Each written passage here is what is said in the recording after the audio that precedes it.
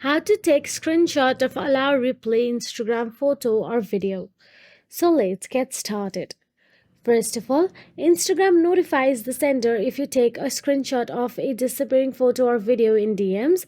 However, normal post reels and stories don't trigger a notification. Open the Instagram app on your mobile device and make sure you are logged into your Instagram account. Then, tap on the DM section at the top right corner and navigate to the conversation where they have sent you a allow reply photo. Now, once there, the best method is to use another device. Open the photo or video on Instagram and use another phone or camera to take a picture or record the screen. Because if you take a screen recording, then it will obviously show you that it cannot be screen recorded or screenshots. This prevents Instagram from detecting a screenshot.